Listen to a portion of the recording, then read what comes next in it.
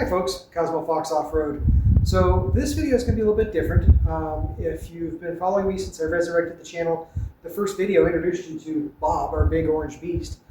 And today I'm going to try and rework one of the features that we wound up not using as much as we thought. I did a lot of research before I bought the tractor and really felt like the third function would be something that would be really useful. We did get a grapple stump bucket, and honestly only used the grapple thing about 3 times in 5 years.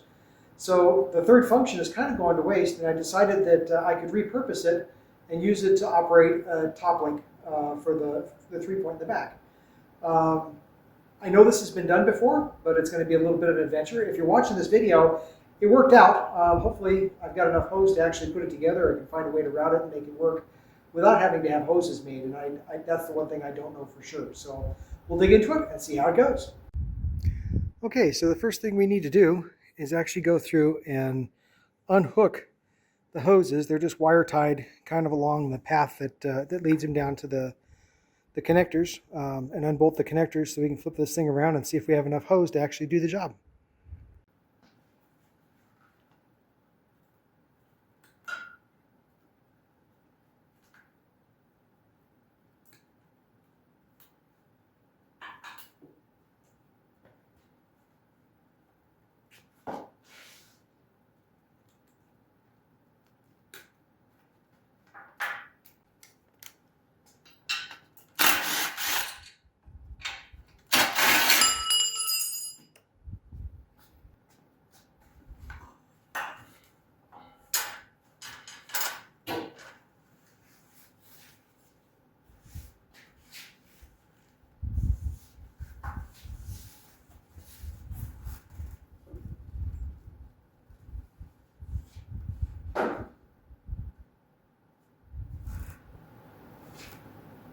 I think it's going to be close.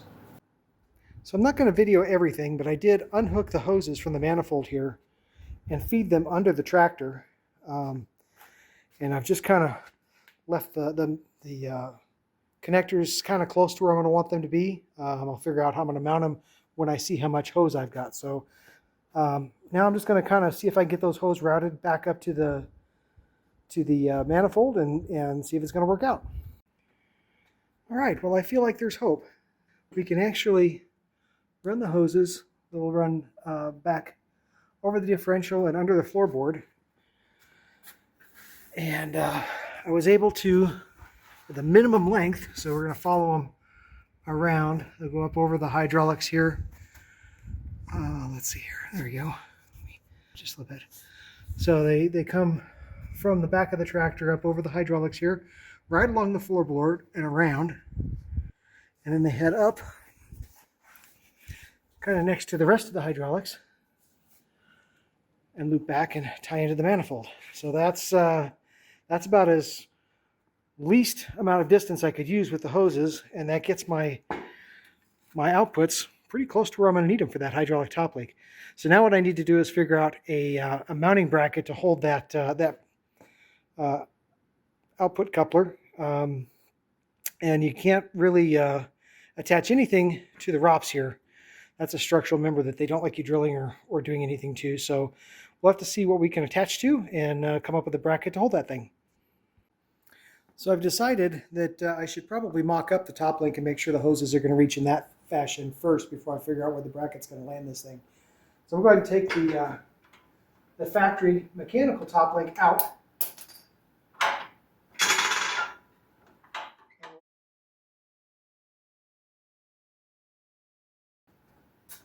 And we'll go ahead and buff that pin after I get this out. It's gonna be close.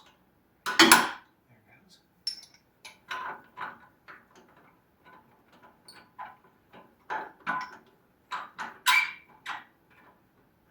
it goes. Always something interesting. So now I've got to fire up the tractor and raise the 3-point to get it out of the way so I get that pin out. So I pulled off my quick hitch so that nothing's going to flop over on me.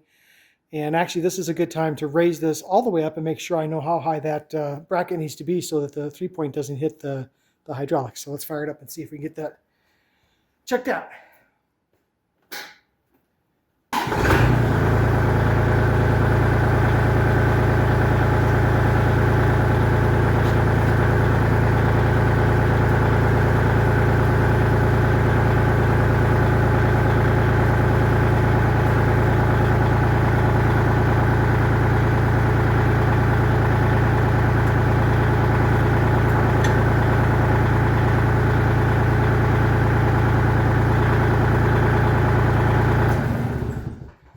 Okay, so we can see that hydraulic output is going to have to go on the other side or over the wires that I'd routed it under, because it needs to be substantially higher than where it was laying. Let's go ahead and get this top link off. And I'll grab the hydraulic top link and we'll lay that in there.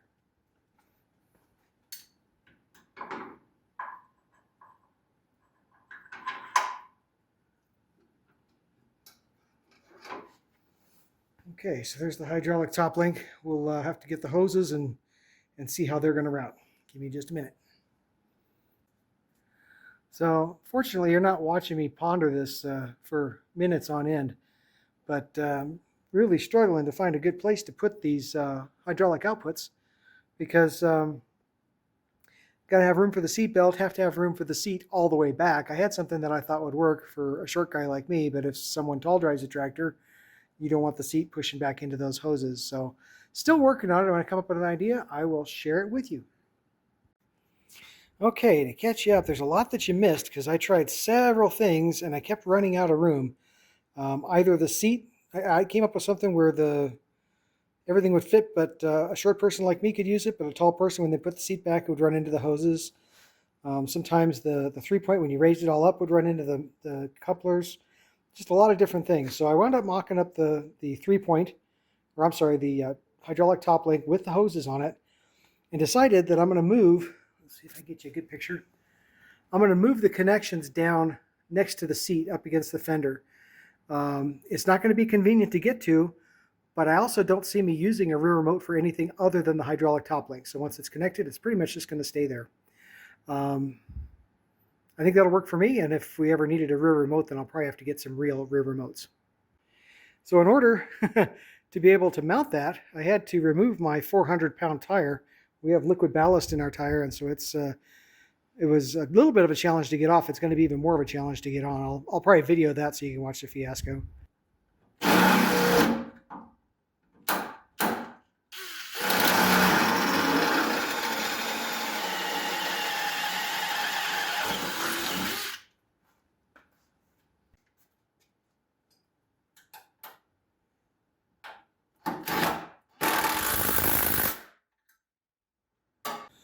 Okay, so I think I've got something worked out. It looks like everything's going to fit. We can run the cylinder all the way up, all the way down. The 3-point can go all the way up, all the way down. The seat can go all the way back, and the seat belt's in place. So I think we have something that's going to work. Okay, so I didn't bother to show you tightening fittings. Obviously, you got to make sure everything's tight. Now I need to cycle the cylinder and bleed it out and deadhead it and make sure none of the fittings leak.